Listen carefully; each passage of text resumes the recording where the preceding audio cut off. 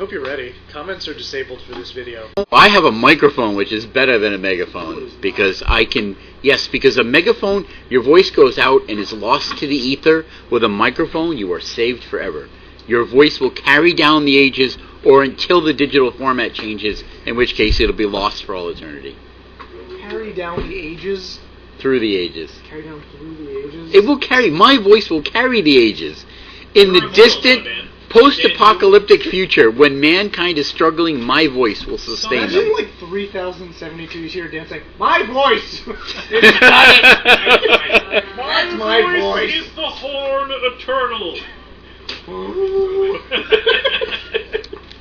The Shard of Levant existed throughout the entire history of humanity. The Shard of Levant, I like that. Coming to you nearly live from the Temple Games in beautiful, beautiful, historic Pawtucket, Rhode Island. This is episode, 16. For June 19th. I'm Dan Levant, coming from the future. 2014. I have a megaphone.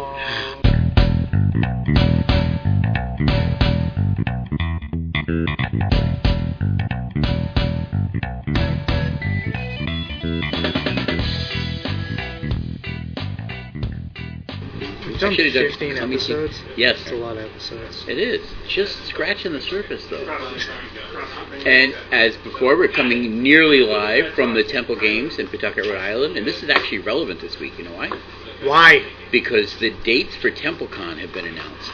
And later on, we're going to have Grant Garvin here talking with us about the biggest and best, not the biggest, the best convention on the face of the planet. It would medium-sized best convention. It would be kind of wrong to call it biggest, but it is big. Welcome to Magic Chat with Dan and Mike. Sex Monkeys and the Turn Millionaire here. Yeah. I'm your host, Dan Levant. Joining me, as always, is the lovely and talented Michael McKenna. And you know what we don't have? What don't we have? We don't have a pack for the Pack One Pick One. We don't? No. I'm going to go get one right now. Oh, wait, I can't say that. That's alright, I get to leave this. Bam. Hooray. There it is. Not Japanese this time. That was embarrassing. That's what that was. Lovely pack opening sound. At the bottom, we've got... Fleet Feather Cockatrice No, that token. was an advertisement card. Yeah, but it has the picture. Got an island. I really love the art on the Theros lands. I don't care. They are superlative. They're some of the best I've seen. I think they're okay. They're not bad. They're really nice. I like all the art in Theros. No, not all the art. Most of the art. Some art is bad. Yeah, like Great Merchant. Love the card. Hate the art. I wish they'd do like an F&M promo with that. With They will. Art on it. They're definitely doing an F&M promo. Alright, first card. Okar Dryads. He's 2 and a green for a 2/3. For an enchantment creature with Constellation, when he enters the battlefield, when Okar Dryads or another creature enchantment enters the battlefield under your control, target creature gets +1/+1 until the end of turn. My mouth is just not working. I just need to read the cards. 2/3 for 3 is a serviceable body. Yeah, when we first started looking at this set, I remember saying it was one of my favorite commons, and it wasn't that well received, but now it's picking up a lot of steam. Yeah. A lot of the pros really like it. Vanilla test, it does just fine. Yep, it's great. So it's a good vanilla with a little random upside, perfectly playable. Next card, Beast of Dreams. 1 in a black for an instant, destroy target enchantment creature or enchanted creature. I remember this was high for you and then down for you. Where do you feel it is right now? As in the middle as possible. I would not take it over Okar Dryads? Okar Dryads. Plus, I'd prefer to be green. Yeah, just personally. But it's a decent piece of removal. It's good. Hubris. 1 in a blue. Will you join us, Mr. Fitz? I would love to join you. Absolutely. This is my favorite part of the show, and I've never... Do you want to move back so we can all sit? Yeah, we can do that. Yeah, Hold on, let me pause the volume. All right, so we're in the middle of our Pack One Pick One, and we have the voice of reason joining us. Hi, folks. Mr. Mike Fitzgerald. First 2 cards were Okar Dryads and Feast of Dreams. Ooh, that's tough. I actually think that I would take Feast of Dreams there myself, because I like black way too much in this format. It's super underdrafted, super powerful, and then you just get so desperately rewarded in Theros after the sort of horror show that is Journey, Born of the Gods. But I think both of those are super solid. You don't get rewarded as much now though because you're losing a pack of Theros and like all the like. It's true. I just think that cards. Theros is so strong for black, and if you're the only one on it, like, that is true. Yeah, I think if you strangle out black, you could be really, really richly rewarded at the end. But I love either of those cards. I'm happy to be in green or black. They're both good cards. Next card, Hubris. Oh. One in a blue for an instant, return target creature and all ores attached to their owner's hands. This card has come down for me a bit. It's one of the weaker bounce spells. I still love it, but I would not take it over either of these cards. I might take it over Feast of Dreams. I don't think I would take it over Feast of Dreams. But I do think Feast might be better. I agree with you. It's gotten worse. I don't know what has changed. I mean, probably because there's just less stacked auras in this format, so the value isn't there. Yeah, but it's more like, I feel like it's more like a tempo card, not really a removal card, and I'm not sure you're being rewarded for playing that kind of a deck. I really like the Scrying Voyage's End. That's a huge thing too. Yeah. I would take Voyage's End over I that like heartbeat. better than Hubris. Yeah. I love Hubris like when it's 6th pick though, and you really, and you're just like, I'll just take this incredibly powerful thing very late. Next card, Satyr Hoplite. A single red for a Satyr Soldier, Tinker Tailor Satyr Soldier. With Heroic, he gets +1 counters, and he's a 1/1. I've decided to not draft red. Yeah. And I've been doing so much better. Really? Yeah. Even with the inclusion of the good red cards that are now out there.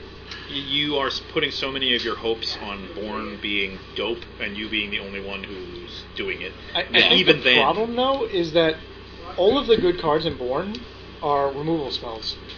There's just like no good creatures in any of the sets for red. Yeah. That's just the way I feel. Sigiled Skink and removal That's weirdly it. doesn't get there. Yeah. I feel like this card would have been insane in Triple Theros. Yes. I think it would have been great. Backbreaking. But in the lack of bestow creatures and ordeals means that it's just there's like no common bestow in Journey, right? Right. Yeah. So it's not exciting. A Crowan Mastiff. This is a great pack. 3 and a white It is. for a creature hound. It's a 2/2, and for white and a tap, you tap target creature. How have you guys found this card to be?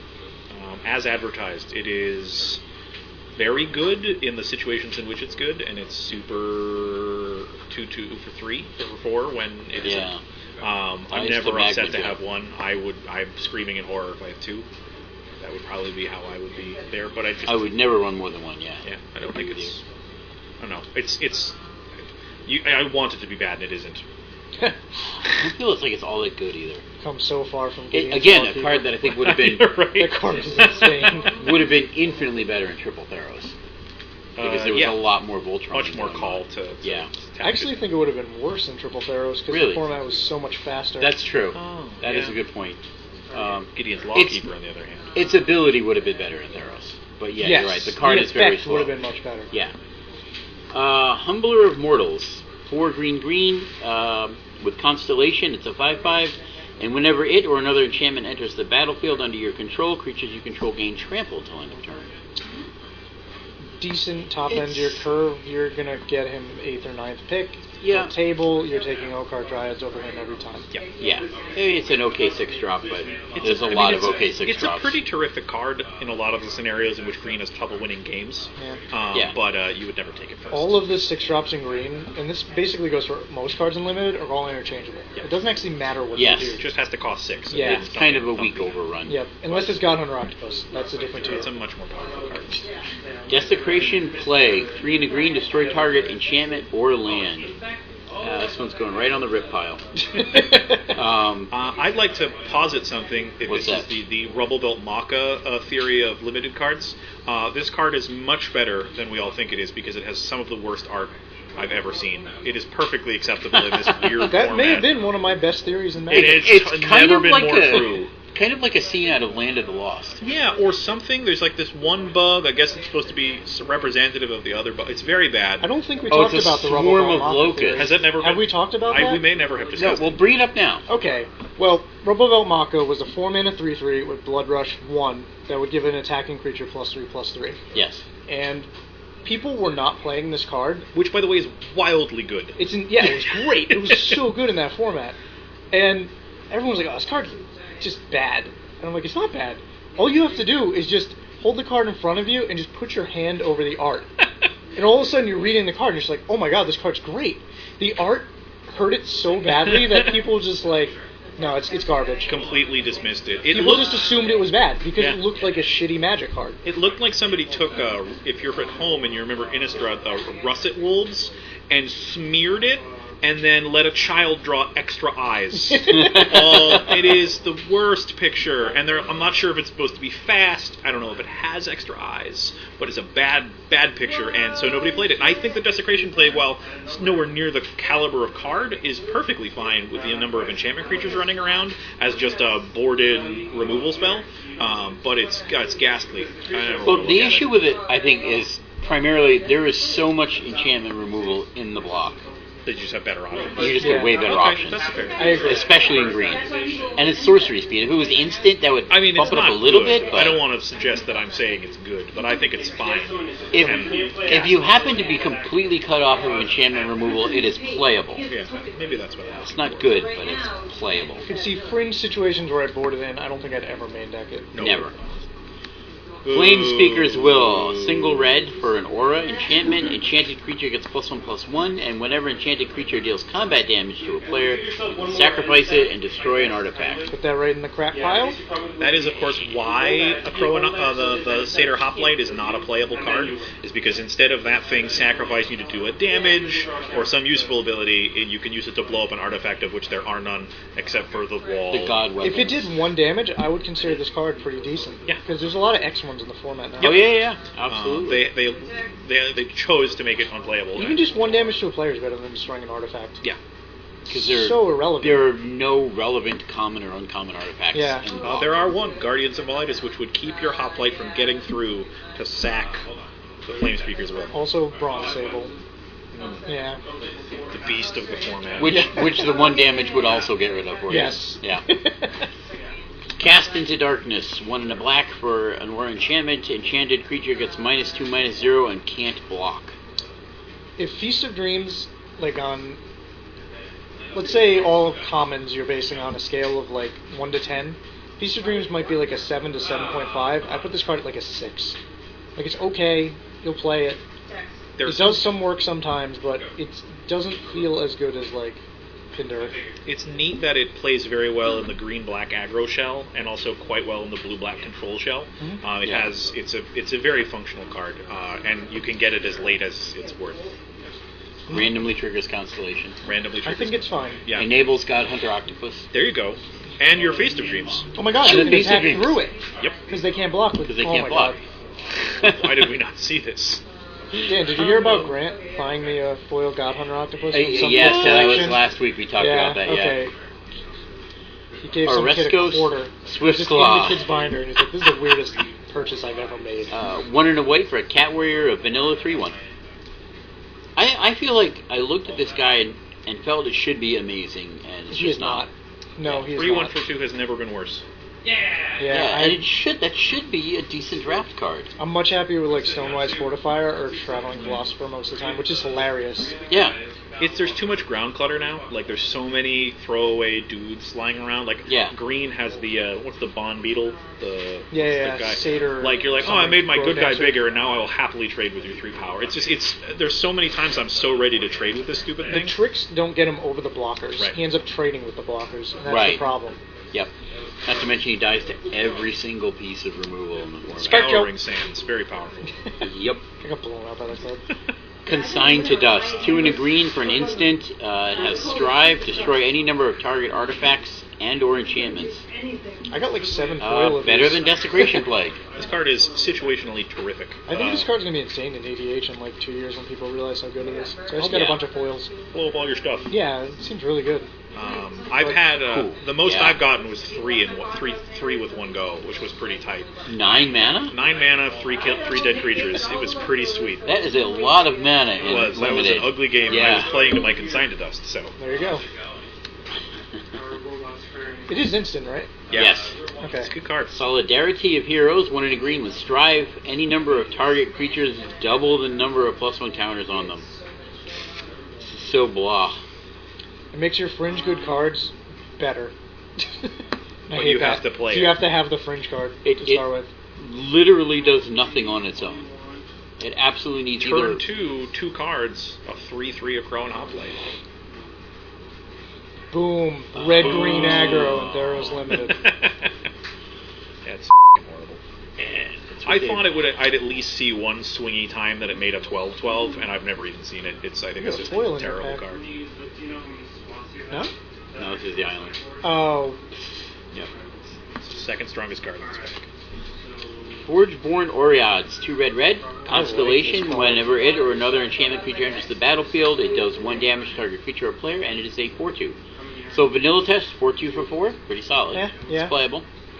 He also pings something when he comes into play, and every time something else comes into play, it pings. Yep. Makes blocking really awkward. It's really good. The format is also stuffed with X1s, as we discussed before. Yeah. I think it's great. Your opponent has to make such awkward blocks when you're attacking your like 2/2 into their like 2/3 or something, because Yeah. their better creature might just die to their next just enchantment that shoots it. I Yep. like this card. Are we picking it over the other two? I have don't think such a so. bias against red. It's unbelievable. I also think Yeah. that Okar Dreads is so solid. Like, if you have a deck that takes advantage of it, phenomenal. Worst case scenario, it does something that the turn it comes into play and it's just a riot devil. It's just very strong. I like it a lot. Yeah. Well, yeah, very worst case scenario, it's a 2/3 for 3, which Yep. is completely General playable. and special. That makes your Yep. 2/2 that you play turn 2 attack for more. It's pretty It good. becomes a 3/3 Yeah. when it swings, yeah.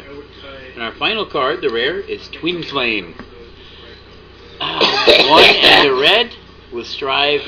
Choose any number of target creatures you control for each of them. Put a token that's a copy of that creature onto the battlefield. These tokens have haste and exile them at the beginning of the next end step. Yep. Well, we're definitely not taking it.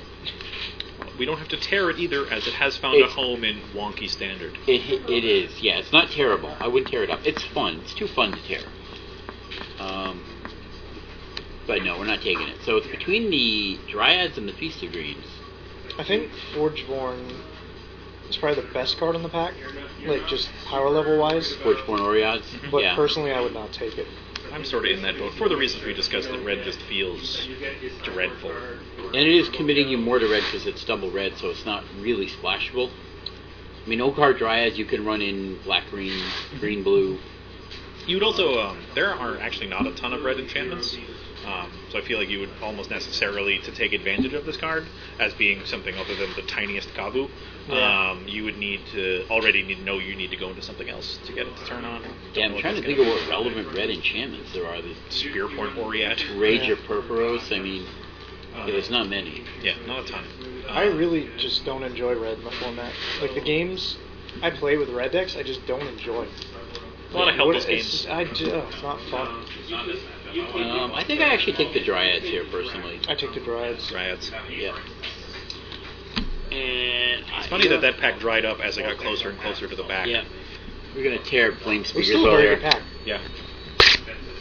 Because this card, I can't... Screw you. I would play Desecration Plague before this. At least it can be played. Mm-hmm. It's not your first choice of enchantment removal, but it can be played. Come on, Ooh. preposterous Are French. we gonna do a double, or are you just? Oh, you're opening let's French. just- Let's see. Ooh, me mnemonique. Huh. Is this a good pack yet? So I have so many French read the bones. Would you like one? I would love There a you French go. read the bones. Sarah bicep LA. Ooh. Hey! Oh, that's I've pretty done sweet. pretty well with these. Yeah. I just opened a French, whatever. Reaper of the Wilds. Reaper of the Wilds, some sort of Gorgon. Fauchus de Terre Sauvage. And it's I like a it. Gargonoid. You missed last week when we opened a Japanese pack and Dan got literally every card wrong. Literally, not every card. Literally, a couple Return of them. Phalanx, I love this card. What's it do? I couldn't remember the name of it. It was one of those moments where I knew the card, but the name was just like gone from my head. I've drafted that card like a bazillion times. Literally a bazillion You times. kept calling every card chosen by Heliod, and then when we actually got to chosen by Heliod, you got the name wrong. It was wonderful. I fail. I have opened so many of these and been past so many of them in drafts. I thought I was going to have to trade for them, but they've been everywhere. How is that card not good? Like, where are we at in Magic where that card isn't, like, Yeah. great? 4/5 for 2 green black. 3 relevant That can abilities. gain Hexproof, Death Touch, and scry you to more gas. Yeah. And It's hilarious that these It cards was are great. a little bit of play for a while. It might come back. It might run it back. Yeah. Like in a bug shell with like course for prefix. And You know, stuff. after rotation, there's no telling what might be coming. M15 spoilers. If the amount of board wipes does diminish, or they're all like 9 mana, then I think it could see play. The fact that it's just, it doesn't matter. It's not fast enough to get to get through Sphinx's Revs and Supreme Verdicts and all that nonsense. Fun fact: Silence the Believers are under $1. Yeah, Really? I'm getting all of them I can find. Foil ones or regular No, ones? just regular ones under $1. That seems very low. Yeah, I'm really surprised. I think that card's gonna be good post rotation. One It of definitely has its the potential. Star City guys, I was reading some random article with a premium I got from Chaz? other people going to Star City. Oh. Yeah. I was like, "Ooh, I'll just load this up." I started reading his article, and he's like, "Silence the Believers less than $1. Buy them." I was like, "Yeah." Like what? Was it Chaz Andres? I think it was. He's cool. Yeah, I like him. He knows his stuff. It's actually a good buddy of mine, Kevin Spack, and he are good friends. That's how I learned about him. I liked his writing style, and I like what he had to say. So Yeah. I really agreed with him. Sweet. All right, now we're going to move on to Magic news.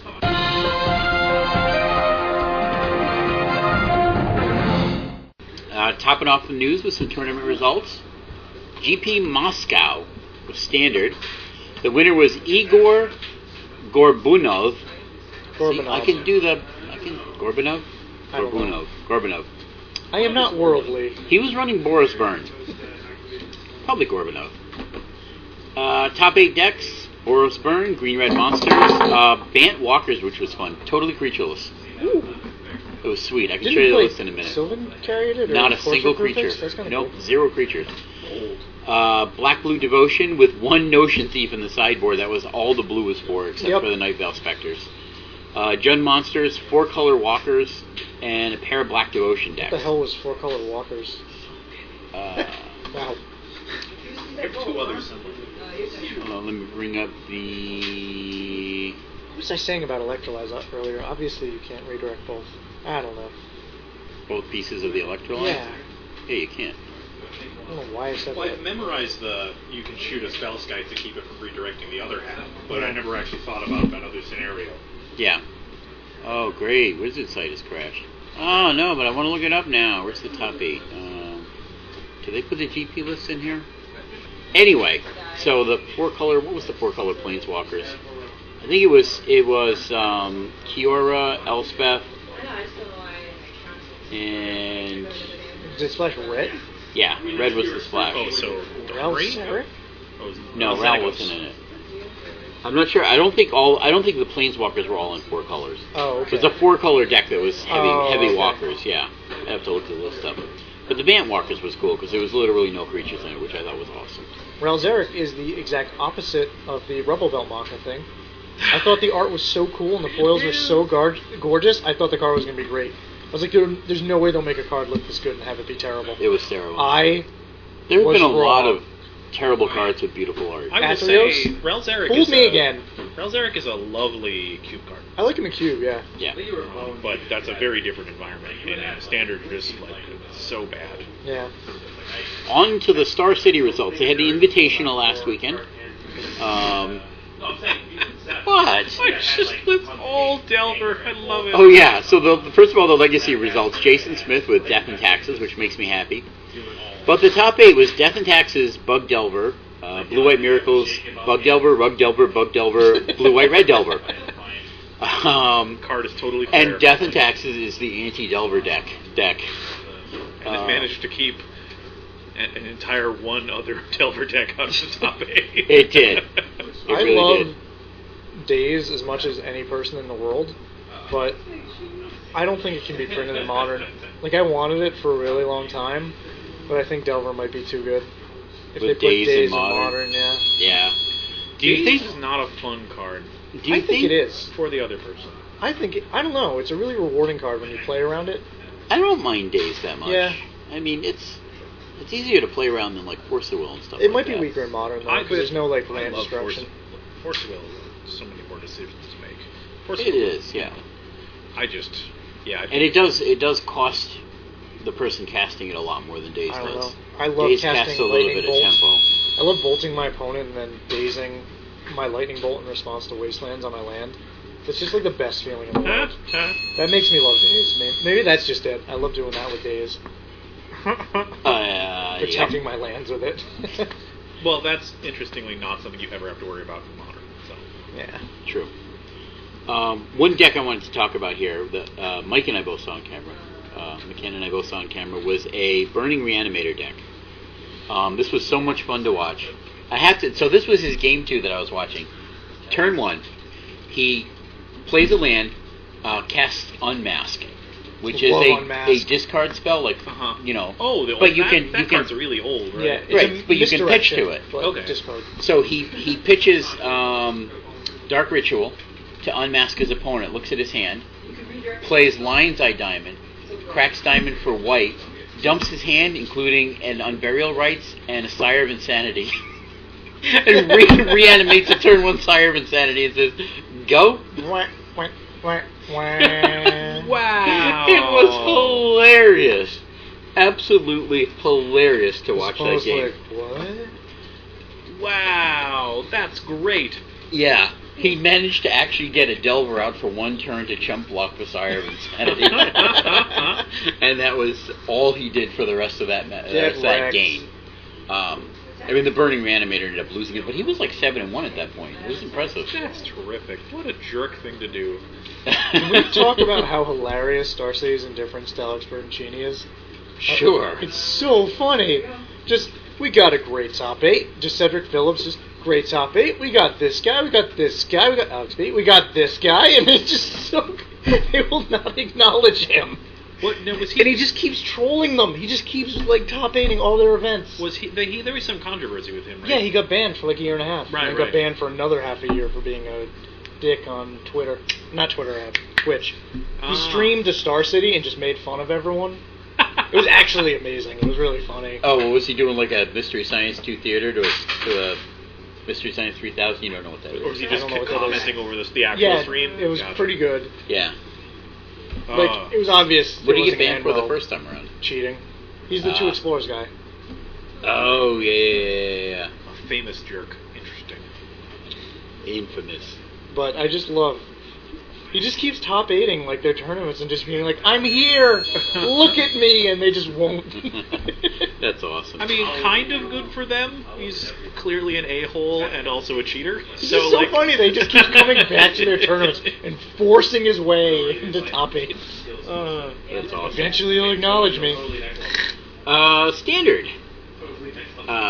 Festus Resendez with Red Aggro.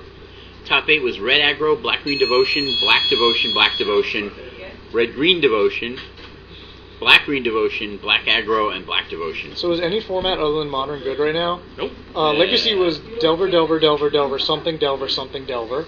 This is something, Black Aggro, Devotion, Black Aggro. Devotion, Devotion, Devotion, Devotion, something, Devotion. Yeah. The Red Aggro was such a great metagame call for this match. No, that was not a metagame call. That was Tom Ross playing it. Oh, no, it's a different one. Yeah. I thought it was Tom Ross instead. No. I will play Mono Red in any format. No, Tom Ross was in the Invitational. Okay, yeah, this was just the regular standard.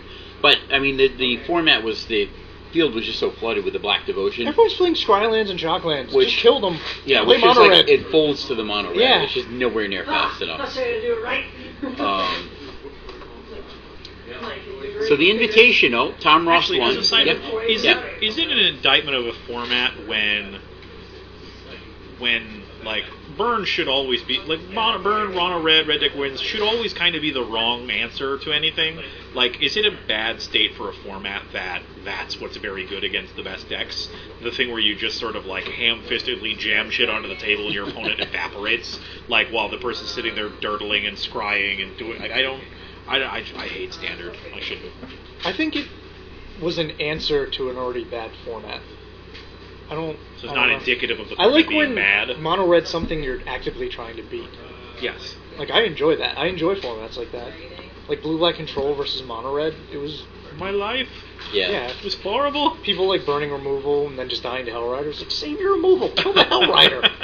What are you doing? But, I don't know. maybe I just feel nostalgic to that format, That was and maybe fun. this format is good, and it's not right for us, Or which is different kinds of totally players. possible. Yeah, it could be.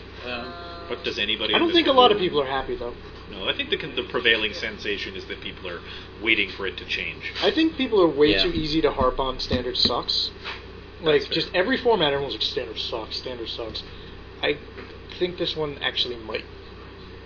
I've enjoyed some standard formats, and this one is. I don't even want to build decks. I don't care. There are just. That's one of the preponderance- biggest things for me. I don't care. Yeah. Yeah. Nothing excites me. The decks aren't thrilling. I mean, there is. It is diverse a bit. I mean, you've got the devotion decks, but you've got the Jund decks. There's blue-white control variants. There's a lot of different decks. There's the Bant Walkers decks that are out there, but it feels like none of them are really engaging. Like as much as I'm fond of playing the Black Devotion decks, it's not like it's like Thoughtseize, Pack Rat, I win, Grey Merchant, oops. You know, it's not like challenging or Right. interesting. It just kind of does its thing. It's just things are too powerful. This is actually plays really well into Ben Stark's article, which everybody should read on Channel Fireball. Ben Stark writing about BattleBox, but in it is a lot of his philosophy about Magic, which is It was really good. he hates Very powerful good. cards because when you win with powerful cards, it has nothing to do with you.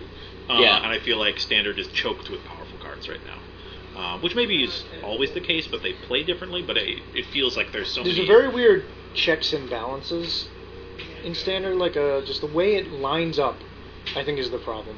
Yeah, everything. Because a lot of the cards aren't that powerful, They're specifically powerful against other but things. they work in the format. A lot of time, I just think it just didn't shape up right. And that can happen, because they've gotten a lot of formats right. Yeah. Yeah. Like, imagine the Caw-Blade format without Caw-Blade. That was like a fluke at the end of the season where people were just like, wait, this deck's insane. Like, people didn't find that before, and that format was great. It was really good. Yeah. But yeah, I mean, and then there's also the question: is this just all of this just a reaction to Sphinx's revelation being like hilariously powerful card? Well, there's two polars in the format with Thoughtseize and that, where Thoughtseize takes away your opponent's early plays, or so to the point where you have time to stabilize, and then you have this late game that's just insurmountable with Sphinx's revelation, and it's just this weird tension that they both create. And then there's this Pack Rat, which is a horribly designed card. As we were learning that it's even stupid in Cube. It was really dumb. Yeah. I couldn't beat it, and I was like, what is happening in my life that I'm losing to a Pack Rat in Cube? Yeah. I feel like that card is just good in any limited format. It's just- ridiculous. I managed to overcome it with a true name nemesis, Vidalcan Shackles, and a Sylvan Library I dug out at like 6 Yeah, life. and ultimating a Garuk. Yeah, an ultimate. That was the only way you beat a Pack Rat. Getting 7 6/6s, was that what happened? 9. 9 6/6s. That's what it That'll took to do overcome it. a Pack Rat. And That's insane. notably, all the little buffaloes that Garuk made to get there. Yeah. It was bloody. And yeah, God. and whereas John Carlos' decisions for the turn were, when do I pitch this card to turn it into a Pack Rat? That was, it's awful. It's awful. Yeah. And it's in Standard. The problem is, nothing is better than making another Pack Rat right now, which is Yeah. really bad. Like, you're just like, discard my Demon, because it's just better. Discard my Gary, it's just better. Which Yeah. I hate, which I Yeah, really it's bothers stunning me. when you discard a card like Grey Merchant to a Pack Rat. Yeah. Which they tried to fix with Bioblight, but I think that ebbs and flows. It just made the mirror awkward. Yeah. So in the Invitational, Tom Ross won with Boss Sly, which I love that the deck has that name, in Standard, and he also had a blue-green Infect deck in Legacy. I'm not quite sure how the Legacy played out because they ordered the decks by the top 8. I can't imagine he took first place in Legacy and first place in Standard, because that's kind of how they had them ordered. Well, he won with Infect. In Legacy? Yeah, the top 8 was Legacy. No, the top 8 was Standard, I thought. Oh, what am I saying? Yeah. Right, so I'm not sure if he actually straight up won the Legacy with his Infect. I don't think so. Like the highest seed from Yeah. Legacy? No, there was someone who did better. Yeah, but so they listed him. But anyway, so the top 8 Standard decks were the Boss Sly, the Black-White Midrange, Jund Monsters, Black-Red Devotion, Devoted to Blue, Jund Monsters, and a pair of Blue-White Control decks. Again, showing some diversity, but meh. Devoted to you. That's Yeah. cute. I like that. I can't claim credit for it. but it's cute. The top 8 Legacy decks, and these were the decks that the top 8 players were playing in Legacy. So Tom Ross had Blue-Green Infect. There was a Blue-White-Red Delver, Esper Deathblade, Grixis Painter, Omnitel, Esper Deathblade, and a pair of Blue-White-Red Miracles. And McKenna's applauding here for the... Painter! Grixis Painter. Look up the list right now. I don't think I can do that because... Does it have It's Star City. Oh, that's the Star City. Yes, I had the list. I have the Star City lists there all it is. ready to go. Grixis Painter. God. Jared Betcha. Jared Betcher. How many? How many is it playing? Only one? What? Disappointed. Like, literally the exact list. Oh, wait, no. There's some really random cards in here. So we have 3 Baleful Strix, 2 Painter Lightning Servants, 3 Goblin Welders, 2 Imperial Recruiters, 1 Trinket Mage, a Dak Faden. Yep. This is the list I built for Josh. Oh, I was gonna like- bleep that. I'm just gonna beep. That's terrible. The greatest You would say. Jace, the Money Sculptor, 2 E-Plagues, 1 Ensnaring Bridge, 1 Grindstone, 1 Nile Those are Spellbomb. engineered explosives. What did I say? Yeah, engineered Oh, plague. did I say E-Plague? Sorry. 2 Engineered Explosives, 1 Ensnaring Bridge, 1 Grindstone, 1 Nile Spellbomb, 4 Sensei's Divining Tops, 3 Counterbalance, 4 Brainstorm, 4 Forcible, 4 Lightning Bolt, and a Transmute Artifact. Mine cut the Trinket Mage, the Nile Spellbomb, and a few other cards, and had a Tezzeret package, Ooh. which was really... I like it. I thought it was going to be really awesome. When I saw this list, I was like, whoa. Like, I was like, he thought of it too. And I couldn't believe it actually won games. I just thought it was some joke deck I was going to show Josh and be like, Josh, you can play Painted Stone again with Dak Faden. I like that Dak Faden is actually being tried out in Legacy. I'm not sure how good he is, but... Where's So our we'll Dak see. Faden for the cube? What's going on here? I don't think he's good enough. Steals a worm. So does Control Magic. Look, it lets me Yeah. faithless loot. Alright? Which I like. He's worth trying, Yeah. but he's not worth $90. What he's going Is that what the The foil foils are? ones are like Foils absurd. are- Yeah, I think they might be more. That's I don't think sick. there's anything to justify that except a limited print run. I think he might be worth a ton if he ever sees play in like 3 or 4 years. Like a ton. In what? What do you mean? I mean, what's he gonna... Yeah, but in And what vintage deck? too, right? That was I don't know. Like I'm saying, you can't always know what's going to happen in the future. That's But there's true. got to be so few Who thought of him. Court of Calling was a playable card? Like just stuff like that. Yeah. Yeah, that's true. And he does have a relatively unique, at least under-costed effect for a Planeswalker. Cards like this go. Stealing the artifact could potentially be relevant. Well, I think that's all he does. Just enters and steals and Yeah. then starts looting We for can't you. know how much Conspiracy will be opened. It might No. be super small, for all we know. They're printing it so they ran out of people that want to buy it. They might run out of people that want to buy it. It's probably Yeah. going to happen. I'm already burned out on the format. It's because you... I played 8 drafts. Yeah. Yeah. Well, there's some formats you could have drafted a draft The easily. greatest thief in the multi-thief. So in standard, the decks that went 7-1, it was Jund Monsters, two red white burn, 2 blue devotions, 2 red black devotions, 2 black white mid range, and a Naya mid range. And the legacy decks that also went 7-1 were Bug Delver, Storm, Rug Delver, Sneak and Show, Bug Control, Lands, Esper Deathblade, and Blue White Red That's a Miracles. good representation of the metagame, I think. There you go. Yeah. The that's Star pretty City or good. the legacy The metagame. 7-1s, I think. Not Yeah. the actual top 8. Yeah, actually, I think it is. Bug Delver, Storm, Rug Delver, Sneak and Show, That's pretty diverse. Lands, Yeah. Bug It's like Control, every deck, Esper Deathblade, and Blue White Red except Miracles. Hidden Yeah. Pairs, which doesn't exist in Legacy. Does Not not exist. exist in Legacy. That Would was be a cool, fluke. though. I am And- thinking of Maverick. That's like what Maverick was actually at the Star City, I think. Oh. love It that was deck. actually like 6-1 or something like that at one point. It was doing okay. I miss Maverick. It was. Some It of my was. favorite games of Legacy were It was against Maverick. essentially a modern port. Oh no, it wasn't Maverick. Maverick was the week before Yeah, that was the that it won. Yeah, no, this was Naya Blitz. Oh. It was basically a modern port right into Yep. change the lands, throw in wastelands and go. It was actually doing all right. It didn't top 16 or anything, but I like any format in which Maverick can be a competitive deck. Yeah. yeah, I was stoked to see it. It was fun. I like those decks. I like Roast House. I'm hungry. Another piece of interesting news, I think that's about it for our tournament results. Star City Open news. They are adding modern invitational qualifiers to every event. And the first event after the Worcester event, starting with Baltimore, something like that. See you later. So it's going to be 8 a.m. on Sunday is going to be the top 8 of Standard.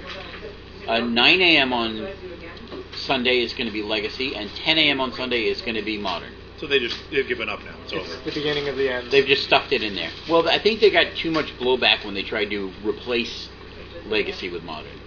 I think if they shoehorn it in there and just let it happen naturally. It's just going to creep. It's going to creep its way, and it's going to take over it. I mean, eventually the Legacy numbers will drop, and the Modern numbers will climb, and Modern will be the format, and Legacy will be the side event kind of thing. So I don't think they're ever going to drop Legacy events completely. Eventually they will. Yeah. I hope Legacy gets picked up long in time. another way, but I think Star City's goal is for Modern. Oh, I'm sure. They can make more money. They have dollar signs in their eyes. Oh, They yeah. want Well, Modern. so does Wizards. Yeah. Yeah. Which, again, is why I'm fairly certain that the Onslaught Fetchlands will be reprinted in Standard somewhere.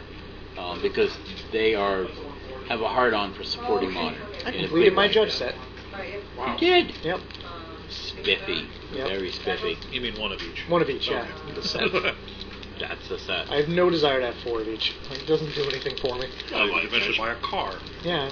Yeah. Or a house, like Chris Roberts.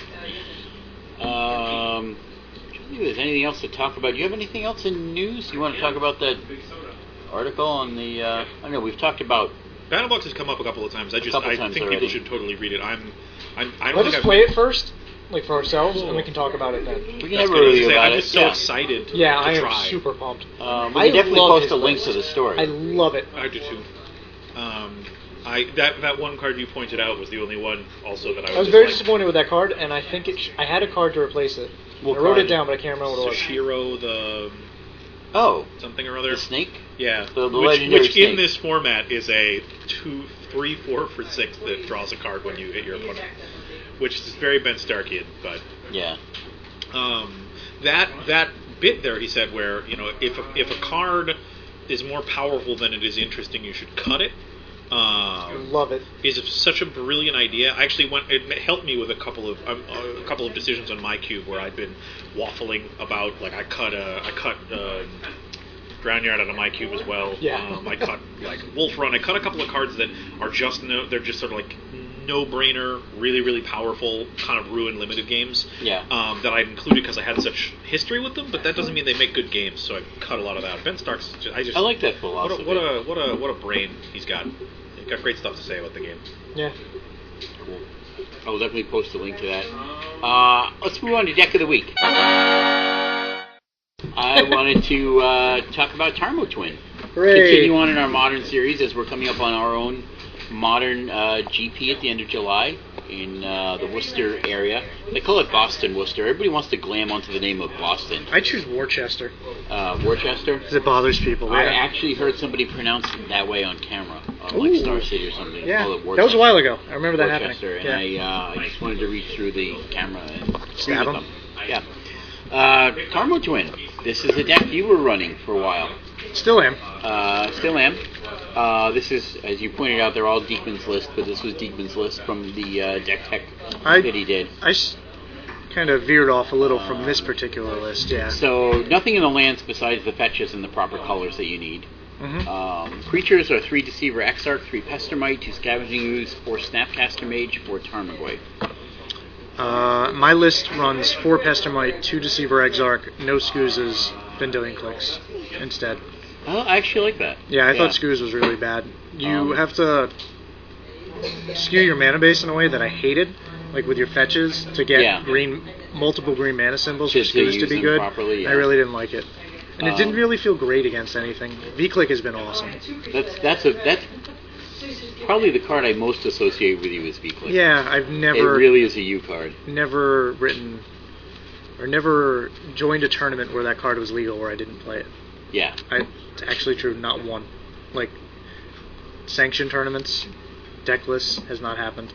I've never not written V-Click on a... So you were playing fairies. You weren't playing back in the day, though, were you? I was not playing fairies, no. Yeah. I played this card in Vintage. V-Click? Yeah. Sweet. I played, what the hell was that deck when I came back?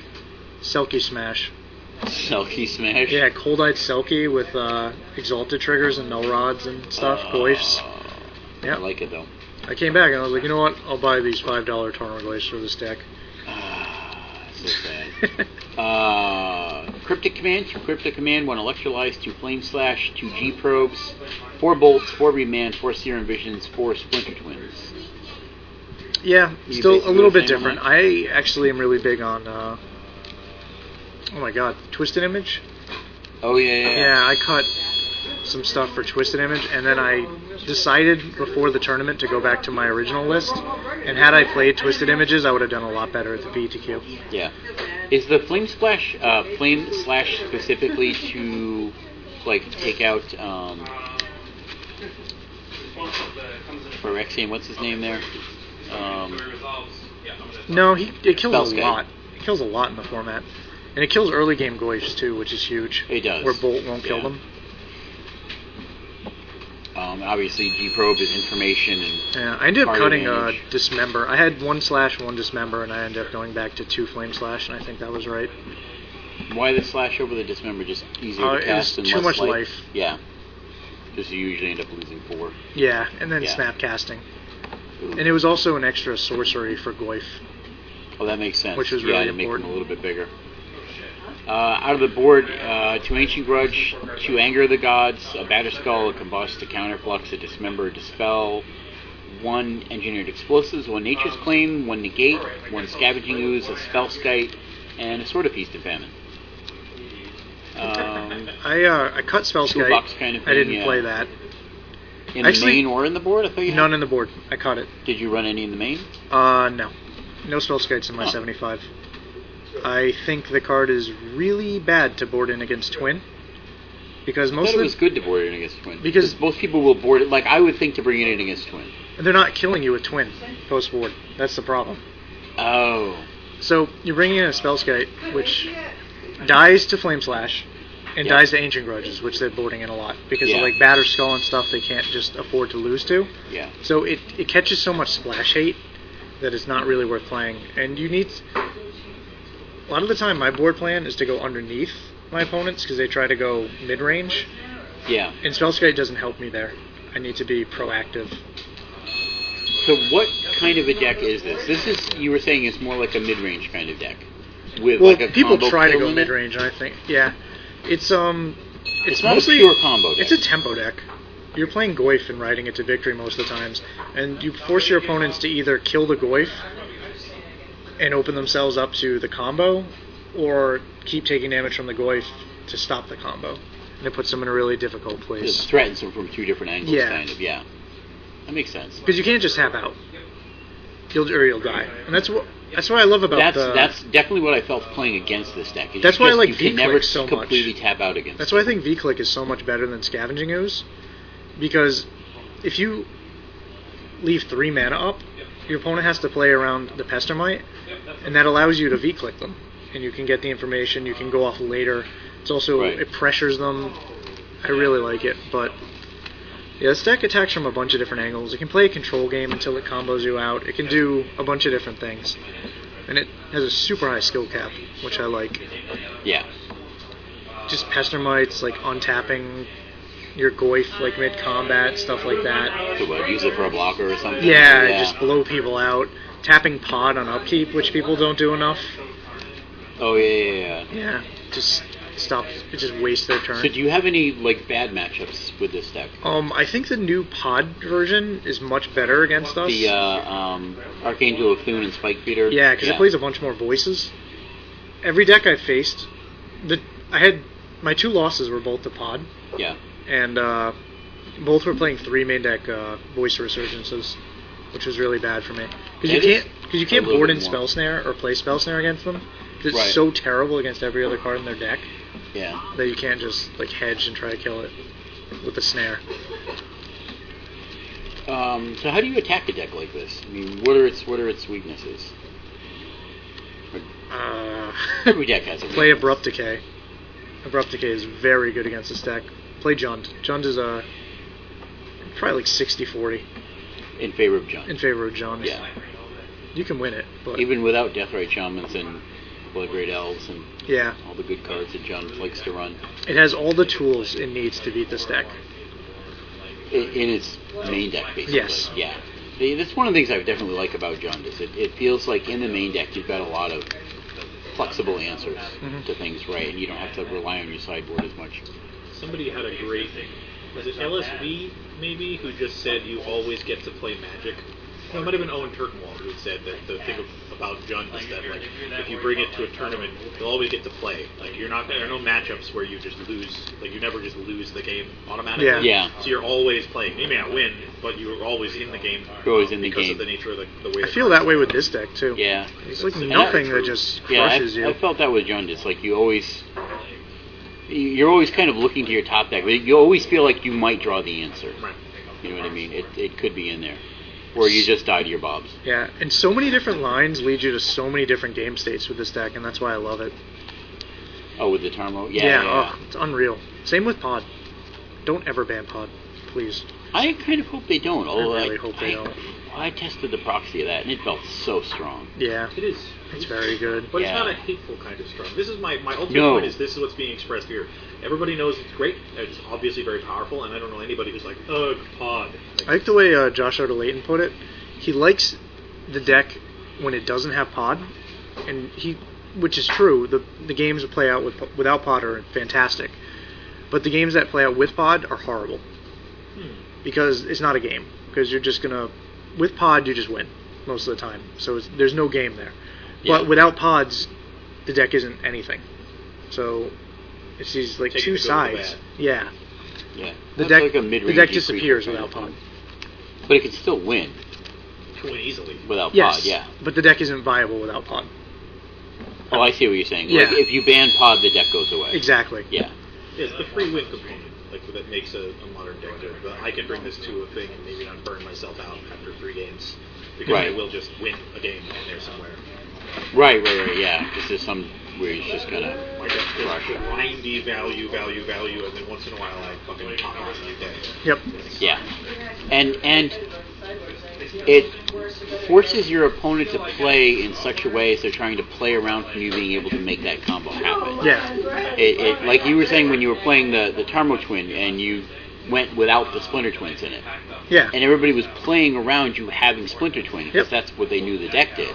People And were voting in like swan songs against me, Yeah. and it was just like, okay. To hit the Yeah, and they like weren't twin. countering my like electrolyzes and like instants and stuff because they couldn't. Right. Because 'cause, like giving you a 2/2 flyer was just Yeah, as bad as what you were it doing. was so yeah. funny. I just did.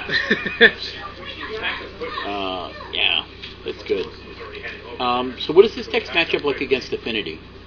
Like a real aggro It's deck like close. It's pretty close. that? Like a 50-50, or it favors Affinity a little bit, or favors you a little bit? I personally think Affinity is the best deck in the format, and no deck has a great matchup against it. Yeah. But there's a lot of hate for Affinity, but you don't always draw your hate, and the deck's just so good. Like, It really but is. I think it's favored for Affinity, at least game 1. Post board, Ancient Grudge is insane, but they can still beat you. Yeah. Like, the hard thing is, Affinity can either board in Blood Moon, Thoughtseize, or Spell Pierce, and you have to put your opponent on one of those 3, and the lines you take are so radically different based on those choices Yeah. that it's really difficult. Doesn't Blood Moon hurt them, though? Not really. It hurts. Nothing hurts. That's the whole point. Well, I mean, Yeah. it shuts Bad off. It shuts draws off their hurt man land. It shuts Yeah. off. Basically, turns. Well, they still got a mountain in any case. So and they don't need to animate their lands to win most of the time. Yeah. I'm constantly astonished by how that deck can turn a land and an Ornithopter into like a lethal swing 2 turns later. Like it's Yeah. unbelievably quick, and it's resilient too. Because you take so much damage early that they're like, all I have to do is get the 4 through. It'll happen eventually. You just don't have enough time. I think it was Pseudo who's like, I've never seen someone attach a Cranial Plating and not attack for 9. Yeah. Like that card is so good. Yeah. Cranial Plating and Ravager, it's like having the same. They're basically the same. Like Yes. Plating's a little better most of the time, but decks where you have 8 of your power card instead of 4 of your power card are so much radically better. It's unbelievable. They do fill nearly the same role. Yeah. With the upside, if you go try and destroy a Ravager, it just puts counters on something else. Yeah. Yeah. which in some ways makes it even a little bit better. Makes it resilient. Etch Champion is also disgusting. Etch Champion is absolutely disgusting. Also, people who aren't playing, I have no idea what it's called. I always forget the name of it. The 2-mana 1/1 that taps to put a 1/1 on all your cards. Oh, the Overseer. Yeah, that's Steel just Overseer. wrong. Like, I can't. Should not be playing that card? No, they should. Okay. The list Yeah, that play it, don't play it. Ugh. That is one of the scarier cards on the board when you're playing it. Though I have very comparatively limited experience, but that card is horrifying. You're just sort of like, oh, you have 6 1/1s. Oh, and I have 6 2/2s. Oh, Yeah. I'm fucking vaporized. The deck basically says we have a bunch of threats you have to kill, and then it has that card where if you don't kill it, you just lose. So it's like you're just pulled in so many different directions trying to beat it, and then there's that card on top of it, and it's just You like, need, and like, then- sweepers, but then the lands come up, and it's dumb. Yeah, and then the ability to attach cranial plating at instant speed makes blocking really difficult. it's tricks Keep with 2 mana cranial open. plating. Practically, Yeah. the only answer to the format. Yep. How did we get talking about Affinity? No, we're talking about Because we're talking about everything. Because we love Modern. We I do love Modern. I love Modern. I'm enjoying Modern, Yeah. definitely. There's a lot of diversity to the decks. A lot of them are fun to play. Like we were talking about, there's a top tier of decks, but the difference between tier 1 and tier 2 isn't huge. Yeah. Isn't enormous. Ooh, I want to say something. One of the pod players I played against at the tournament called a judge on himself. Really? After game 1 for forgetting to take out a Deceiver Exarch from his board. I didn't see the Deceiver Exarch. Just looking through his deck, realized he had it in there still, and he called a judge on himself. I thought that was really cool. I ended up losing to him. Was fine with it. That is But, really cool. Yeah. He didn't get a game loss, and me came over and they said they're just going to downgrade it. And I was like, I'm cool with it. That's awesome. Please. So yes, let's talk about that a little bit. You played in what was it? A GPT? PTQ, PTQ. which I fabulously scrubbed out. Yeah. How did you find how many games did you end up playing? I played all of them just to keep John's breakers up. Yeah. Because I wanted him to. He beat me round 1, and then I think I won 4 straight, and then I lost, and then I won loss. So I ended up 5-3 finish. That's But I was not 4-2 terrible. at one point. Yeah. When I went 4-2, I was dead, so it didn't matter at that point. Right. But yeah. How did you find the environment? What kind of decks did you play against besides Pod? I faced the mirror 4 times, crushed it 4 times, because I don't know. I just feel I'm much better in the mirror than most people, and I beat Jund in the best set I've ever played in Magic against Really? KC Brefka. I think that's his last name. He's a level 2 or 3 from the area. Oh, okay. Yeah, is it Brefka? Is that it? Yeah, really cool guy. We had some really great games. It's really Cool. fun. The end of game 3, we're both on nothing. I draw V-click, play it. He bolts it Yeah. as the last card in his hand. Next turn, he's at like 2. We both have a stalemate of Thruns, just looking at each other. Oh, yeah. And so for my turn, I draw V-click, cast V-click on his draw step. He bolts it. That was his Nice. draw for the turn. I'm just like, you kidding me? I ended up winning by threadsing his Goyf and attacking both my creatures into him, so he'd die. Yeah. Because he had 1 card in hand and it wasn't Abrupt Decay. It was not Abrupt Decay. But it was really fun, great games. Went to 3. Really close. I have had a game in Legacy where I've gotten beaten down by my own Tarmogoyf against a Reanimator deck. Because I so beat him up that the best he could do was reanimate my Goyf and swing me with it. I had a blue-white-red player steal my Snapcaster Mage and kill me with it, with the threads. That's awesome. Yeah, I was like, come on. That's dark. Yeah. It was like game 2 or something. He's like, threads it. I was like, Terrible place to live. But Christian got 13th. He went X2. Oh, sweet. And he's running the Hate Bears. He's playing so. Green White Hate Bears. And nobody knew how to play against him. It was really funny. That's awesome. What And do I do? Your land's dying. I already told you about this. When he was just, his opponent looked like he was going to snap. Because Christian just thumbing through both graveyards really slowly while he has the Scavenging Ooze in play. just completely unfazed at his opponents, like, having a nervous breakdown. And then he, like, puts his graveyard back together and just puts it back, and then reaches over and takes his opponent's graveyard and just is thumbing through it, just really slowly. Was he, like, intentionally putting him on tilt, or was he No, just, it was like, just really it was just him. It was really cool. It just trying to pay attention. He was trying to do it right.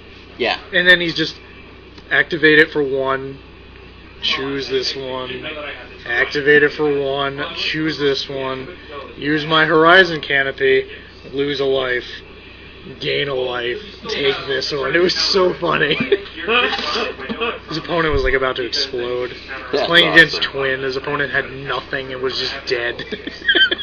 That's awesome. I don't know if I love or hate that deck. Twin or Hate Bears? I adore it. I think it's good. Well, it being good is not a measure of whether or not it's enjoyable or a liked deck. I love playing against it. It's so much fun. Do you? Yeah. I just like playing against Maverick. That's all I want to do is play against Maverick. I like Maverick. I'm never upset when I lose to it, and I love the games I win against it. Well, it's as they go a relatively fair deck in the sense that, you know, it's not like it ever blows you out so you have no chance to participate in the game. Actually, this version does. You think? With like Ghost Quarters and Tech Edges, there are games where you don't get to play. Like you fetch, they mind sensor, they Tech Edge you, you're because dead. they're not coming at you with 9/9s, right? Like you're getting That's killed true. by bears. You're dying to a Thalia, Yeah, right. and like a Leonin Arbiter. Which is man, Thalia is so cool. But every deck in Modern needs to do something unfair, Yes. like in some way. But it all balances out, which is Even great. like casting Emrakul. That, yeah. Polly is one of my favorite cards ever printed. So elegant and horrifying, and I just So enjoy it. subtly good. Oh. Like you just look at it and you go, oh, okay, so she slows down you know, a little bit. How can that be insane? I It's love when amazing. they give cards like that in Vampire Hexmage First Strike, so that you can Yeah. play the main deck. Because they won't be horrible against creature decks, because they're always going to kill X2s, and they serve their other purpose of slowing down the control decks, or just like killing a Planeswalker for Hexmage. Right. I think that's really cool when they do that in design. Where they don't overload it to do one thing against one specific deck. Yeah. She's just super solid. Yep.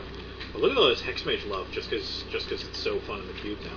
Oh, it's awesome now! It's playable.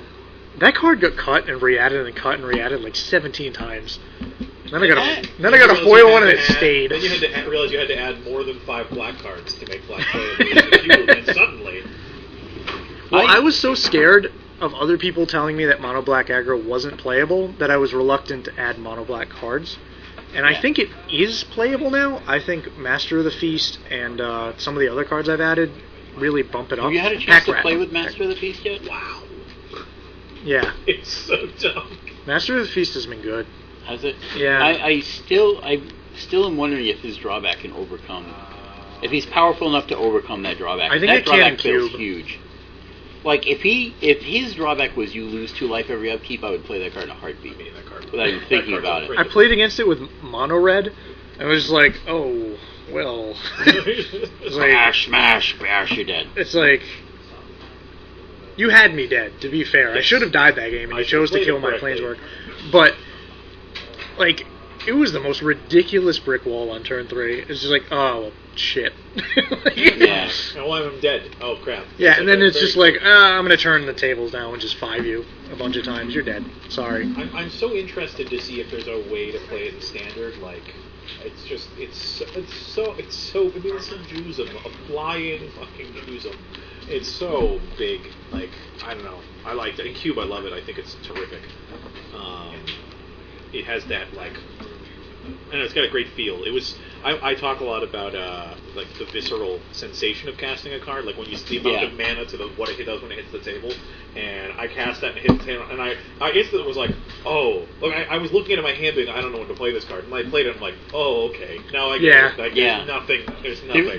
There's something to be said for being on that end of things, where you look at a card, you're trying to analyze it in a vacuum. Is it going to be good? It does this, it's driving, it's that, and you're just like doing all this intellectual. And then when you actually put it into play and you go, oh, I can't lose now, then it kind of clicks in a more emotional way. You're like, wow, this card really is. I think that's the run for me in most situations as Yeah. well, where you're just sort of like, I'm casting, and the other person goes, what? You're like, oh, I'm casting Throne, and they're like, oh, well, shit. I guess I lost. Still remember the first time I cast Stoneforge Mystic, and I was just like, oh, this is the best card they've ever printed. Yeah. That was my actual reaction. I was like, this is the best card they've ever printed. Like in Magic, I was like, this is unbeatable. Yeah. I was like, how did this happen? I read an article from someone else that was like that. I think it might even have been about Stoneforge Mystic. They were like, I think this card's okay. I'm just going to give it a try. I remember games of Vintage where I cast Tinker for a Blightsteel Colossus and was like nervous. Like this doesn't happen when I cast Stoneforge Mystic. I'm like, oh shit, I won. Yeah.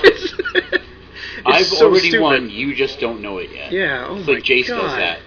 Resolve a Jace. I've just won the game. I'm sorry it's going to take so long. It But is interesting that the Stoneforge gets that feeling, but neither the like Jit or the Batterskull do. Like the Batterskull hits a tail, and you're like, something can go wrong from here.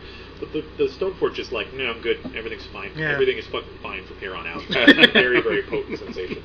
I just want to say that Voice Resurgence is nutso in Modern. I think it is great and is not getting the play it deserves. That and Restoration Angel I think are both insane and should be Restoration Angel is just one of the finest cards.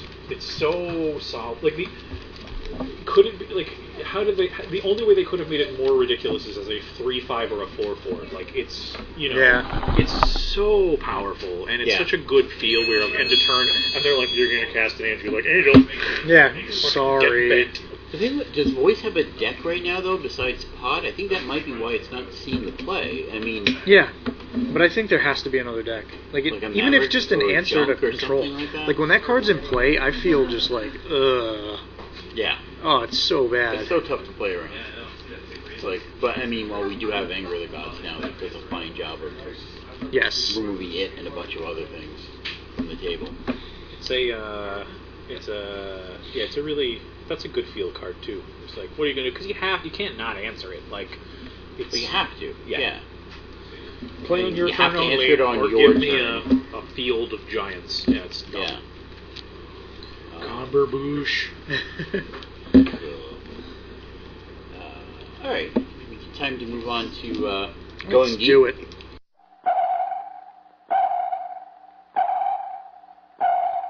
All right, ladies and germs, we're going deep, and we're going to talk a little TempelKon. We have Grant Garvin joining us. How's it going, Dan? One of the co-organizers. It's going good of TempelKon.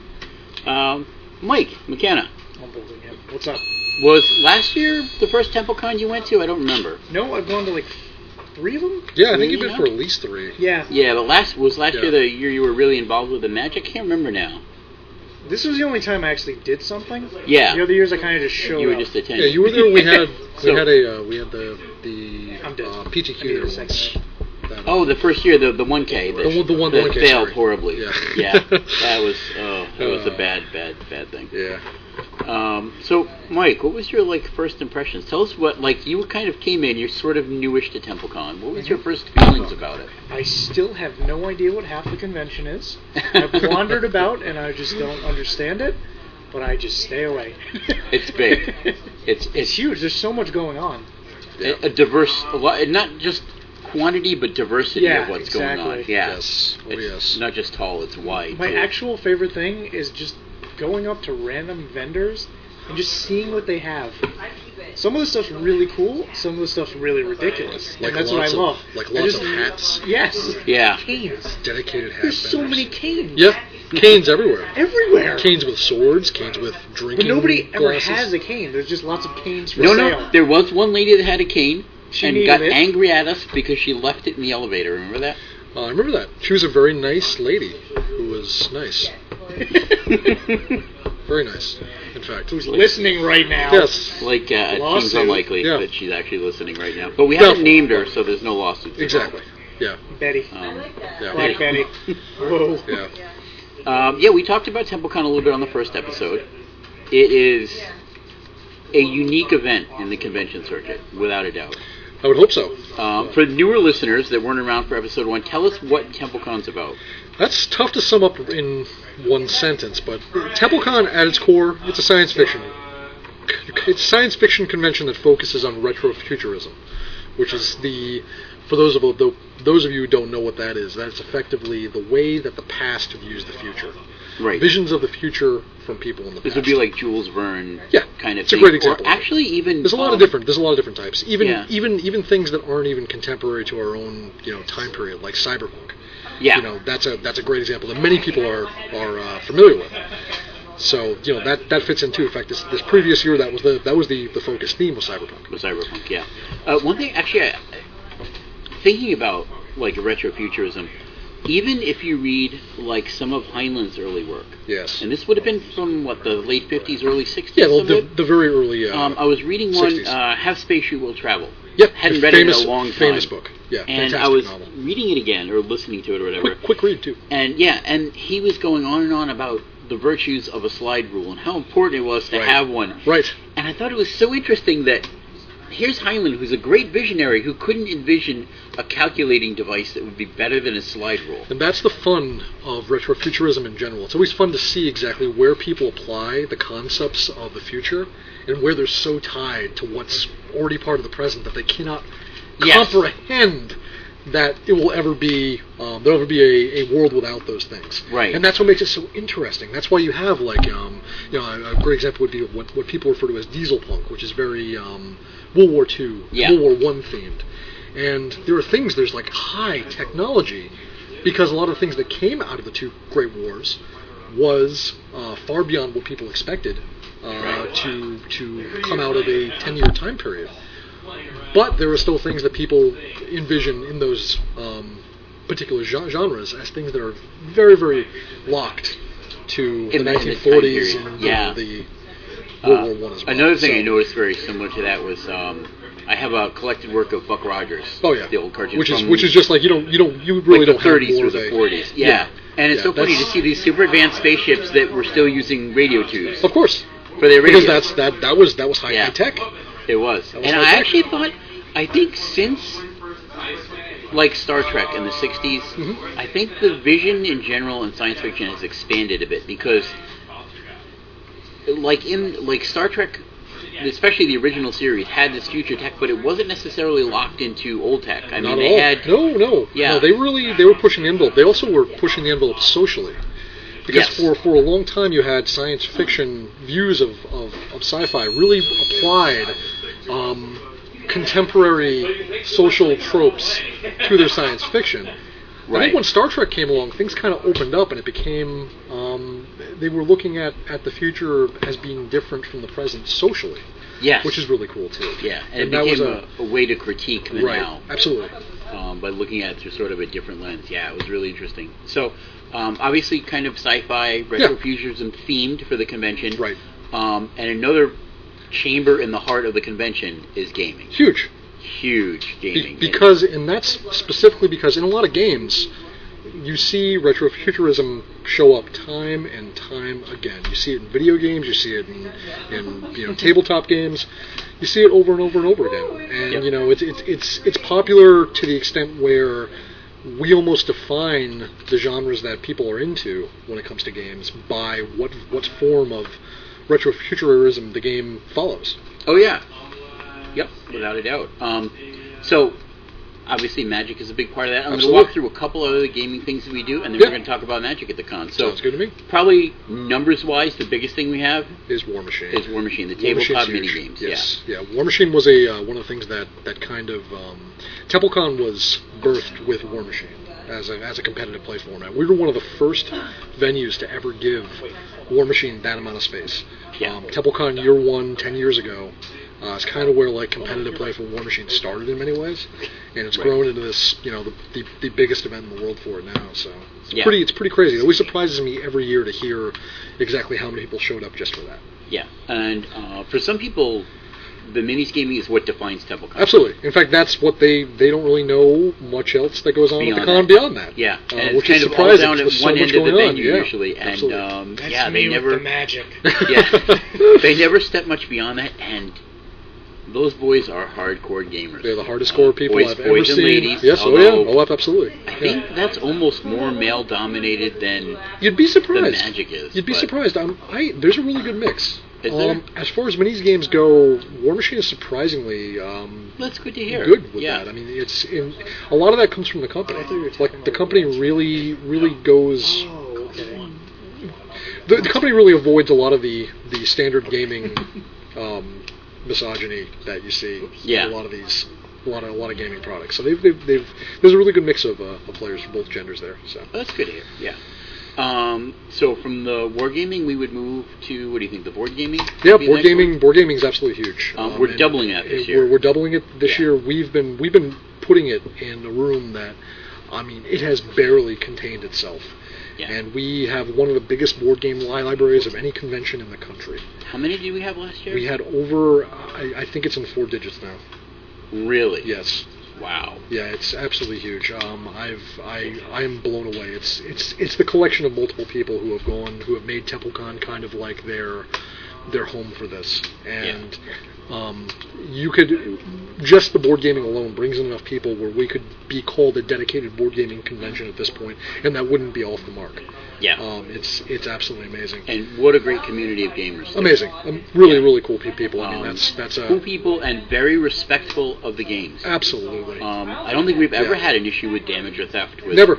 No. Yeah. You know, outside of someone dropping a box, I mean, it's accidental. Like, accidentally. No, it's just a really chill place. I mean, it's literally a board game lounge. And people can go in any time of the day or night, pick up something they've never played before, and most likely have someone teach it to them.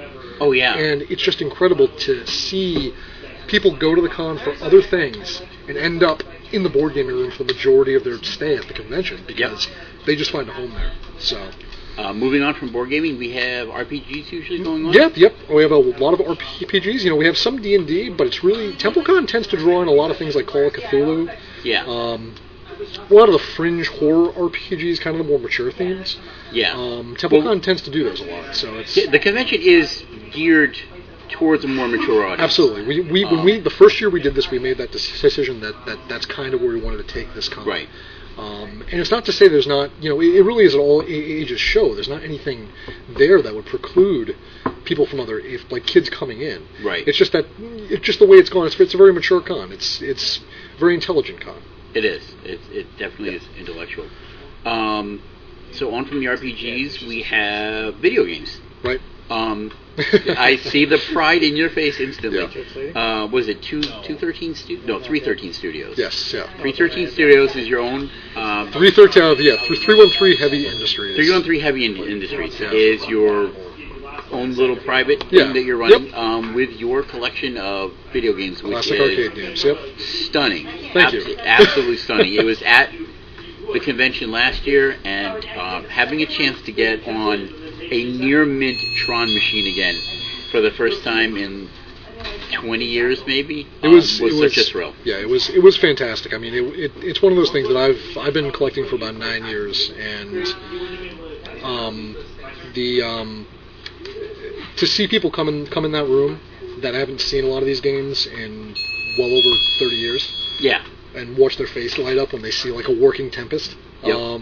It was really well worth it. It was worth the time that was put into it.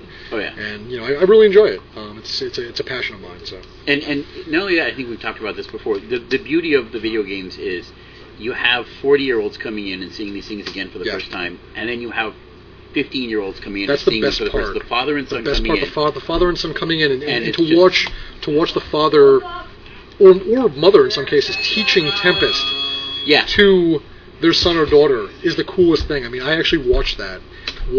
Teaching them how to play Crystal Castles. Yep. You know, after not seeing it for 25 years. It's really cool. It's such a thrill. Yeah, it was really packed in there, and it's one of those things that's going to keep being expanded at TempelKon. Like that's so new games. Absolutely. I'm already working. We've got a Joust. Right? I just got a Joust, which has been almost a 16-year quest for me, which is not. It's odd because I get this massive collection. Joust is a pretty common game, and was one of my favorites when I was a kid. And what other new games have you picked up? We got a GAP Plus, which is the very rare third part in the Galaxian series. It's a very rare game. I'm in the process of restoring that. We have a Red Baron, sweet, which is an Atari Vector game, a lot of fun. I just got a Red Baron, which I'm working on now, and some more surprises which are coming. I guarantee people will be seeing some new stuff. I like a little teaser trailer. Yeah. So moving on from the video gaming, what other gaming do we have before we get to the CCG? We have, let me think, what do we have? I know I'm missing something here. So we got minis games, board games, video games, RPGs. RPGs. I mean, that really covers That's a the lot of bulk the it. gaming. Yeah, we It really does occasionally cover- have LARPers, but not I much mean, lately. there really hasn't been. There are some like LARP-like events, but we're really not like a lot of. TempelKon does bring in some LARP events, but they're hidden. They're here or there. They're really not. It's never been really a focus.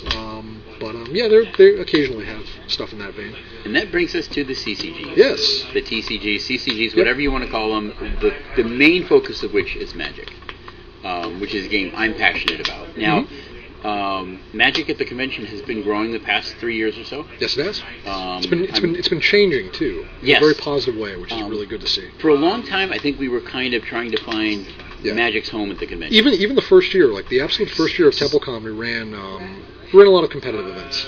10 years ago when we started it, there were competitive events running at TempelKon, and they were small. Yeah. And then we ran a Type 1 event in 2007, which was okay, but something about it never really clicked. For the newer listeners, that's vintage. It's vintage. Type 1, yeah. Yeah.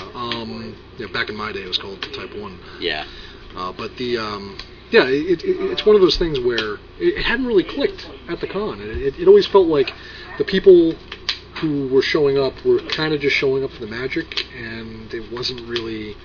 It never really fit in with the rest of the convention. And it wasn't until the past 3 years that Magic's really felt like it's at home at TempelKon, and now it feels like it's really a part of everything. It's definitely taken a shift, more of a focus on community and kind of casual play. Yes. Yeah.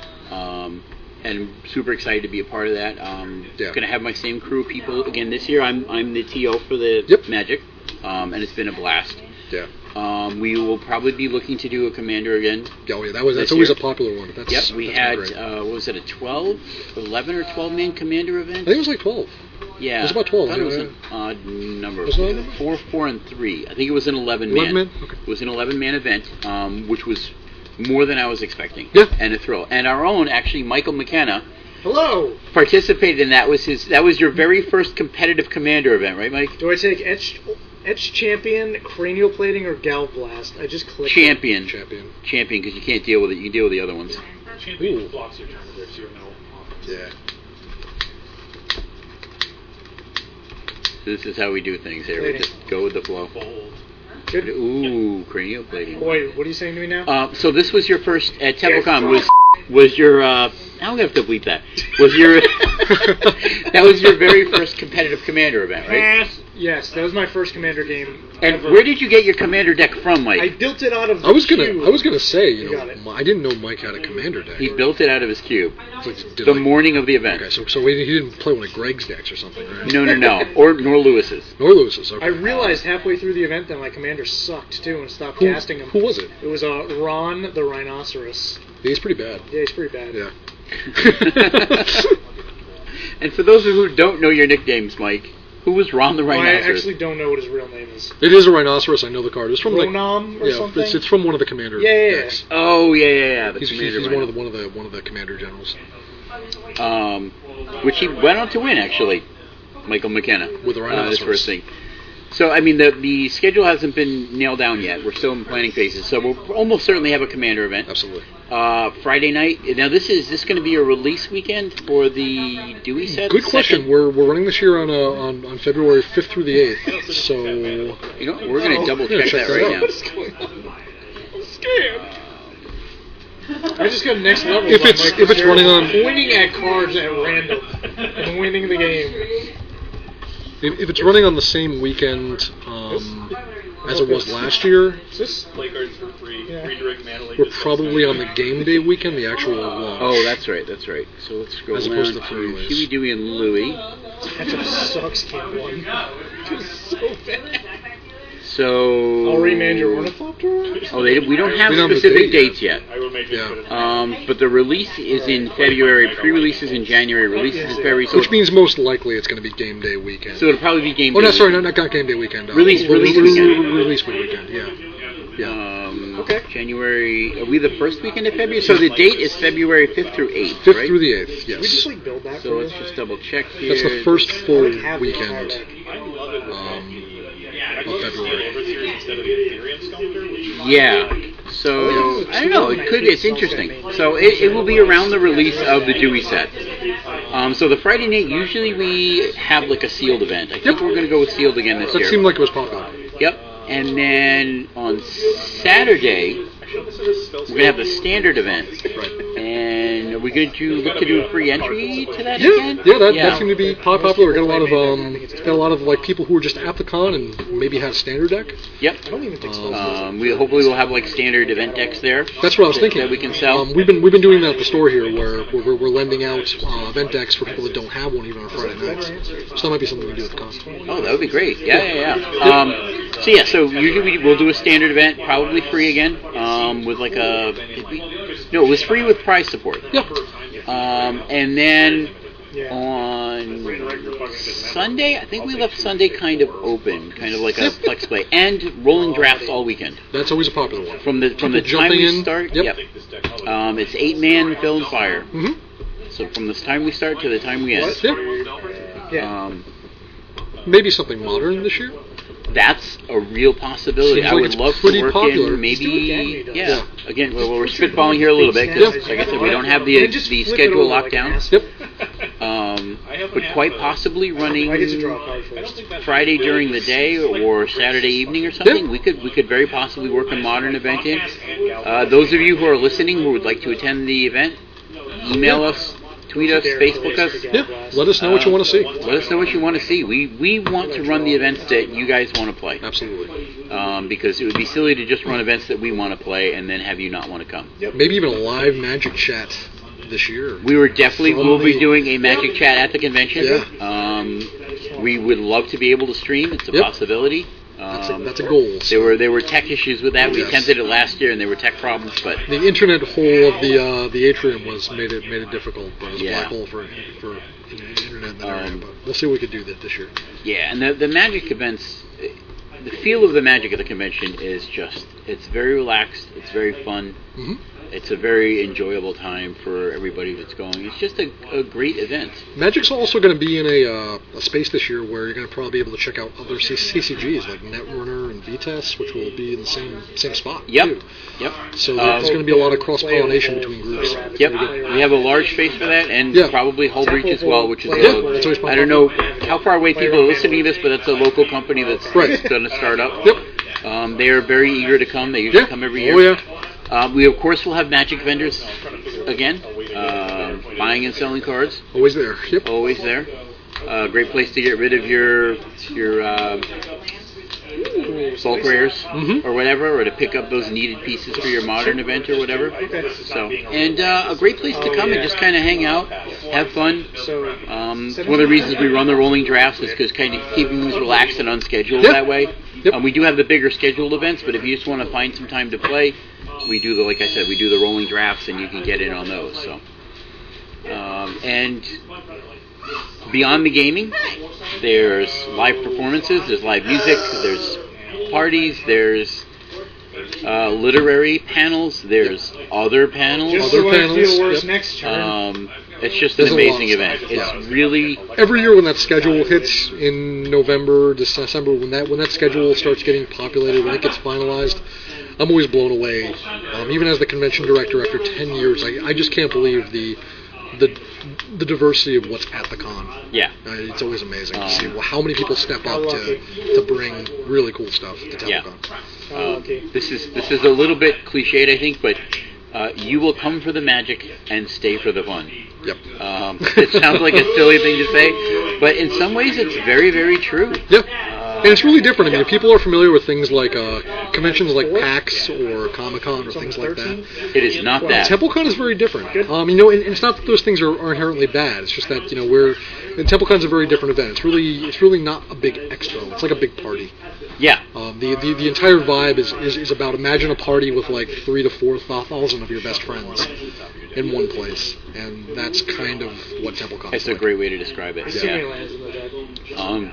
you need a break, if you want a break from playing the Magic, although I'm not sure who would, but there are moments where you need to catch your breath and recoup or whatever, and there's just so many other things to relax and do. Literally didn't change anything from Twin. Great food, great people. Oh, amazing! You could check the out venue itself is incredible. Yeah, so let's talk about the venue. The Crown Plaza. the Crown Plaza Once in again, Warwick, it's Rhode our Island.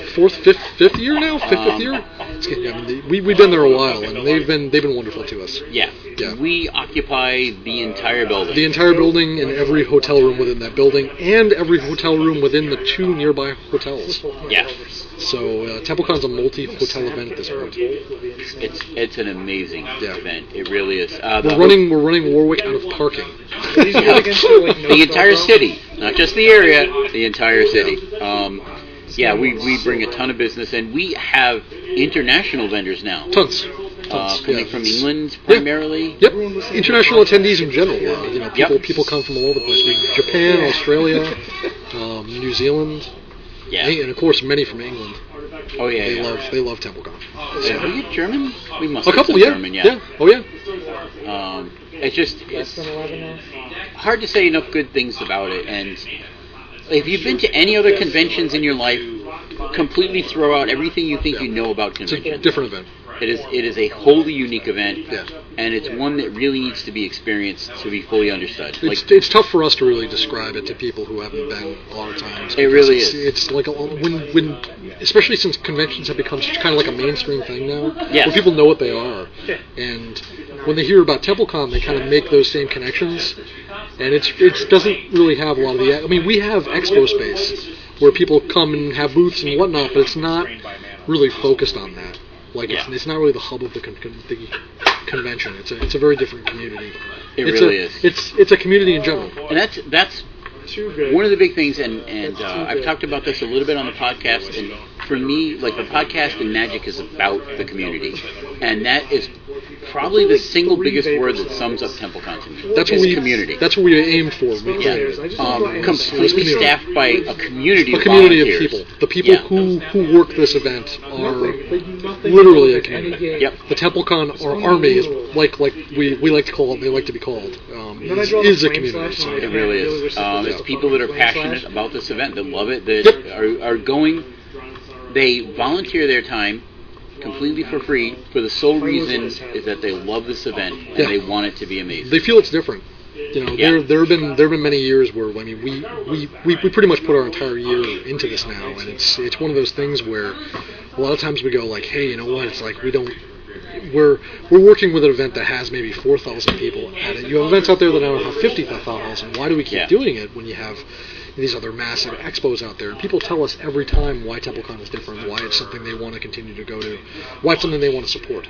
Yep. And that it's at the point now where it's big enough where it's kind of its own creature. It's got a mind of its own. Yeah. We can only kind of direct where it's going, but it goes where it wants. Yep. I know. I already. So the website isn't even up. Nope. We've just announced the dates. Yeah. I already have vendors coming to us. Yes. Wanting to be there. We have some people, vendors I know from last year that have blown off other shows so they could attend ours. Yeah. Because they love it. It's because they say it's so well run and they just enjoy it, and the community is great, and it's just. We're going to be giving people a long notice this year in advance when hotel rooms are going to open up. Right. So the hotel rooms are not open yet. They're not yet. open yet. Yeah. The hotels in the main hotel, the Crown Plaza, when those go live, they're probably going to be going under a day. So they were gone in 3 weeks last year? Not even 3 weeks. Lasted about a week. About a week. Yeah. This year with advance notice, I'm pretty sure it's going to probably be going in a day or two. Probably in about a day. So would not surprise me at all. One of those things where if you're looking at a hotel room in the main hotel when we announce the date, get on that. So yeah, absolutely. That's something I've been telling everybody. And and it's a fun event. We're looking to have a lot of fun with the magic there. We're going to be doing, like I said, the Commander and the Standard and whatever else you guys. And no matter what you're coming for, maybe some conspiracy too. Absolutely, I'm sure. If we can still get it around there at that point, it's already hard to get now. But I'm looking forward to that. Put some aside. Conspiracy event. That'd be a blast. That would be a blast. Yep, that'd be fun. Along with 3,000 of your best friends. Yep. So where can people find out about TempelKon? You can go to the primary place, would be www.tempelkon.org. You can see all the past events that you may or may not have attended or missed. Also the Facebook page. You can find us on Facebook. Just search for TempelKon. We'll pop right up. Yes, we will. And all the latest news is going on there. So yes, a good place to stay informed about date announcements, scheduling announcements, when the room block opens. Absolutely. That will be posted. Yep. And do we have a Twitter presence? We do have a Twitter, of course. TempelKon is our Twitter. You can find At it TempelKon? at TempelKon. Yep. So it's a very active Twitter. Sweet. Very active Twitter. All right. Well, thanks for joining us, Grant. Thanks a lot, Dan. Yeah, absolutely. Actually, hold on. Let's see if we can. So, you know what? Since you're here, Yes. how about we do the random card of the week? Sounds good to me. With you. So let's pull up the Gatherer here. Okay, that's another one. We're gonna not look at that one. Ready? Here we go. Ready? Tick, tick, tick, tick, tick, tick, tick, tick, tick, tick, tick, tick, tick, tick, tick. I do. Oh, Deepwood Wolverine. I played him. He's great. Okay, so read the card to us. All right, Deepwood Wolverine. He costs 1 green mana. Whenever Deepwood Wolverine becomes blocked, it gets +2/+0 until end of turn. And So it's kind of like a Rampage-like ability. kind of like Rampage 2, sort of. Kind of. He's also Creature Wolverine. That's pretty awesome. Creature Wolverine. So, Not even Creature Beast. Creature Wolverine. Creature Wolverine. Yeah, he doesn't even have Beast Wolverine. I know it's not. The Oracle says it's Wolverine. It is. It is not. It has not been errated. You do realize, now that I know that this card exists, I have to get some and alter them. To put Wolverine on there. Yeah. You Yeah, kind it has of, to be a it seems bump. like mandatory. A bow. You should alter it to like Rogue or something. Yeah. Or just Batman. Yeah, just bad. Oh, yeah. Duke Nukem. Just say, I could do a playset with the different Wolverine comics on it. Very brutal. This looks like a possibly draftable card. Yeah. I mean, it was in Mercadian Mask, so Well, that was Mercadian This Mask. was a power card. This was like a bomb in Mercadian it was Mask. a bomb. Yeah. It's a creature Like a straight up that doesn't cost 7. bomb. In Mercadian Stinging Mask. barrier. It's bad. And yeah, it trades up really well. Mhm. Like they're not going to want to block this because it will eat some huge creatures. It could easily block your opponent's rebels Okay. Yep. and kill them. Well, be blocked by the rebel. Oh, It only gets- sorry. Yeah. Be blocked by the rebel. When your opponent plays his mean Mercadian Mask rebel deck. Oh, this is such lame flavor text, though. The Jehovah's are depleting its food sources. The Mercadians are eroding its home. And you're wondering why it's angry. You would think for a card that's a Hooray. Wolverine, Remand into they a could bolt come up with a anyway. much better flavor Oh, text. now it shows What's up your on favorite accident flavor or text? something. That's tough to say. I like Flash Counter. I don't know that one. Flash Counter. It's just pull it up. I don't know. Oh wait, no, you're dead. I was fucking fan. Remember it was a fun one back in the That day. sound is the sound of my microphone. Whoops. No Rod's my favorite.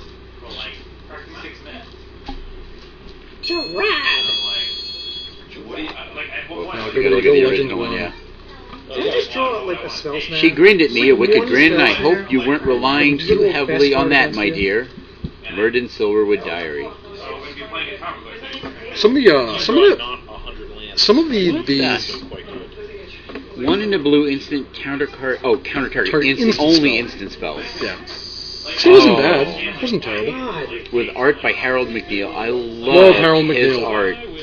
He does a lot of really good art. If you look at his website, Yeah. he's got stuff. He did a lot of stuff for VTES. Yay. VTES players know him better than Magic players. Yeah. Because he illustrated a ton of Let me stuff get for action VTES. program. He has- It's very dark, very morbid, very sexy. It's Yeah. a lot of it's I have actually seen chatter about him online for the sort of Nazi influences that some of his I've art never has. heard that, but I could see it. It's got a lot of Yeah. his stuff has a lot of Italian futurist Yeah. elements to it. If you look at it, it does bear a resemblance to like 1930s. 1930s Nazi propaganda style, Yeah. or even Soviet propaganda style Yeah. type of things. Yep. Yeah, I could see that. But the art on the Magic cards it's so amorphous and just lovely colors and shades. I miss a lot of the flavor. My favorite flavor text is probably all the literary flavor text from Legends. And Oh, yeah, the actual I literary love the quotes. literary stuff. I really miss that. Yeah, You know, yeah. Some of that was stuff good. from the Tempest, and that was really cool.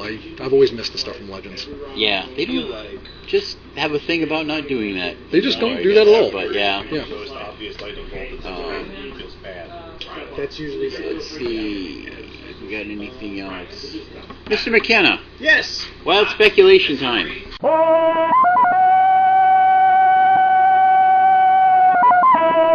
Are we going to talk about it? We want to talk about it. All right. Let's hear it.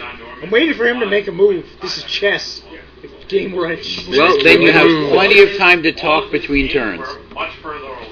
You ever play a chess game where you can't win? I've played many chess games that I can't win. That's how this feels right now. I think every game of chess to me feels like that. So, in wild speculation, you wanted to talk about an interesting purchase you made recently. Did you buy a summer No. dual land? It's not so much the purchase itself; it's the everything that went around with it. Okay.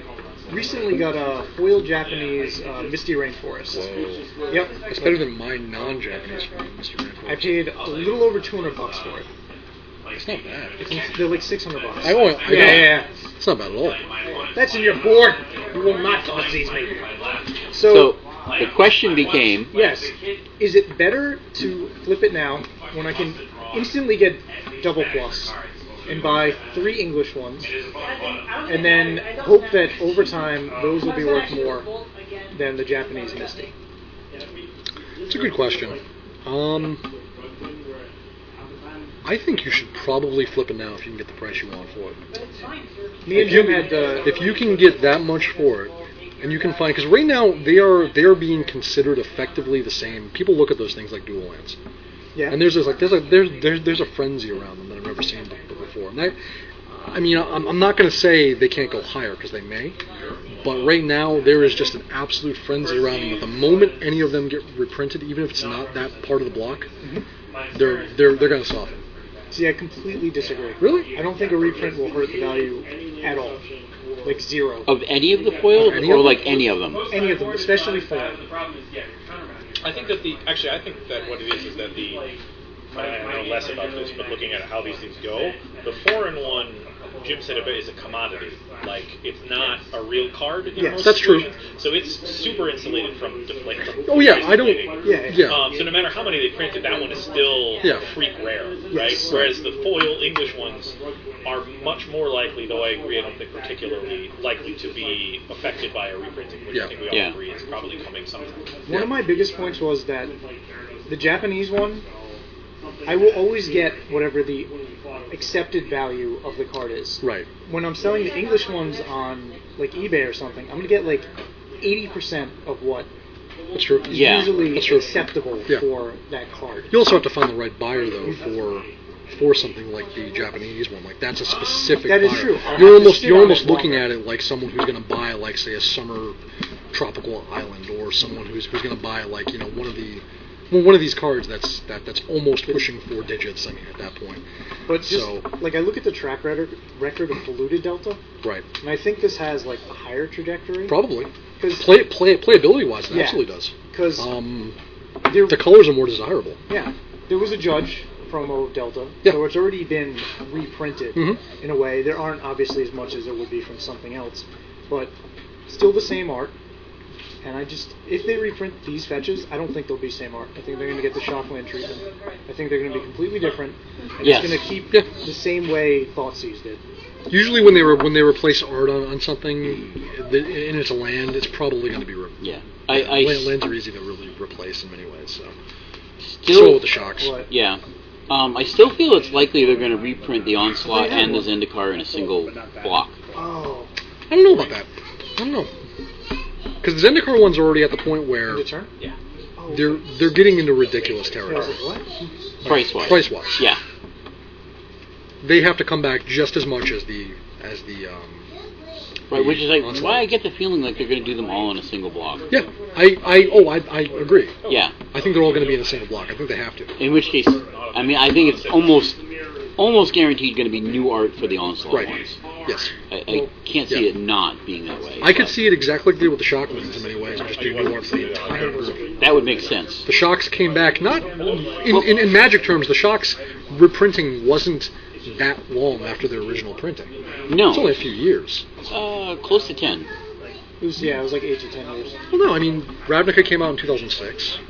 So... Yeah, 8 to 10 years. Yeah, I guess 2012. Can we briefly discuss also that Shocklands are already like almost unreasonably priced? They're going to get worse. They're going to get worse. Monstrous. Yeah. The Shocklands or the fetch lands? Shocklands are from a casual play perspective. Have this drop down like $16 on Foundries, like $12 on Basics. Like, is madness. Most of the Shocklands were like $6 for a very long time. Yep. And now they aren't. They're really going up. They're are they spiking They're again? spiking quite a bit. Spiking Well, hard. Ravnica is out of print and has been out of print since like late February, I have a place that early everyone March. plays. Yeah. So you can't get I Ravnica. don't even have As far as Right. like it Yeah. doesn't New exist. product, yeah. As far as new I want product to play goes. Modern, and I actually So don't have blood it's already affected the price of shocks. People see them That's weird. going, and they're a staple. They're a staple in Modern. We're seeing this. They're not really played in Legacy went much, up but this they're definitely a quarter. staple in what is one of the most popular formats right now. Yeah. People want that set. They want that set, and they want that set locked down. Most players don't Yeah. realize that. What's that? Most people don't realize that. So, Mike, what was your final decision on your Misty? The trajectory of Blue to Delta, like over time, like pack foil ones you can still get for like $300, and the Japanese ones are like 12 to 1500. The way that I look at it is that Misty. Mhm. If you can find someone who cannot live without it, that's a sale opportunity right there. And there's someone out there right now, as we're recording this, who can't live without that Misty Rainfall Forest. They absolutely need that card, and they're going to see it, and they're going to pay a premium for it. So you're looking Simply getting what it's worth, I don't think is worth it. You also have to realize that there's still a bunch on eBay too. Oh, right really? now. So they're Yes. not. I wasn't aware they're that attainable. Like they're out there. For deltas, there's maybe like two ever. Yeah. There's like you'll see two of them, Right. and they'll be for an absurd amount. Yeah. Like, too much. Like no one will ever. You're actually talking pay foil this. specifically. Foil Foil flooring, Japanese. Japanese. Yes. Yeah. Right now for Misties, there's like maybe 10 to 12 Okay. postings. It's a bunch. Yeah. So the must need it now guy is getting it cheap anyway. So like in 4 years, I don't think Misty could possibly be less than $1,200. I could see that. I It's- can't see it. That. Yeah. I So you're going to sit on it for long-term value. Yes. Yeah. Yeah. It Not depends on even how that long. popular. It depends on how popular that whole section of the game gets too. I mean, Yeah. if people are still playing internal formats, it's just going to go the same way that Legacy's going now. I mean, if people told me that even 5 years ago what Tabernacle is worth now, I would have never believed Or it. candelabra. In 2004, I bought I bought a Tabernacle for $14 with like $5 shipping. Yeah. For $14. Now it's pushing almost $1,000. I mean that's ridiculous. So you never really know. It's really tough to put your finger on where stuff is going. It really is. Mike has a good philosophy on this. Actually, he was talking about when it came to cards. Unique effects is something to keep an eye on for collecting. Which is why I'm still kicking myself that I didn't hang on to a set of Phyrexian Obliterators that are now like $30, $35 now. Yeah. Crazy amounts of money. A lot of random stuff. Korean ones. There's a lot of random stuff being Did driven I by sell those Commander. to you? No. Oh, I have a playset of Korean Obliterators.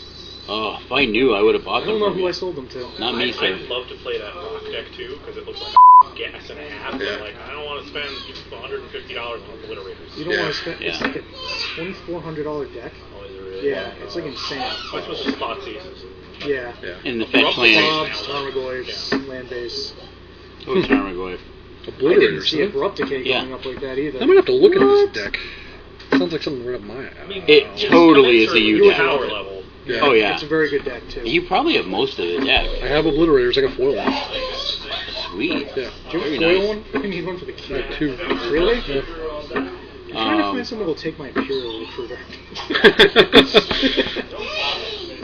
Yeah, it's definitely. I'll try and look it up. It's definitely a U deck, without a doubt.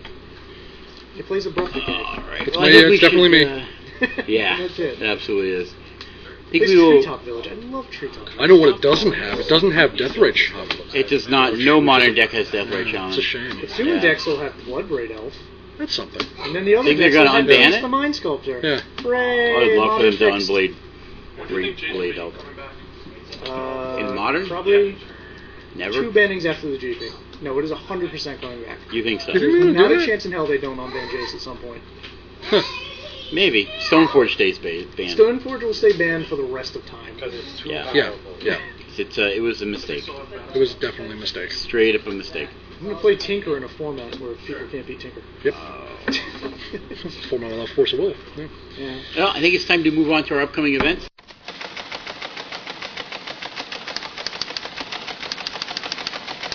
This would be for the weekend of June 21st through 22nd. Wizards is doing their Grand Prix Chicago, which is standard. Star City Games Open is going to be in Vegas, baby. Their regular, standard, and legacy. That'll probably be big. That'll be huge. Vegas seems Vegas to be is always. What Magic event in Vegas isn't big?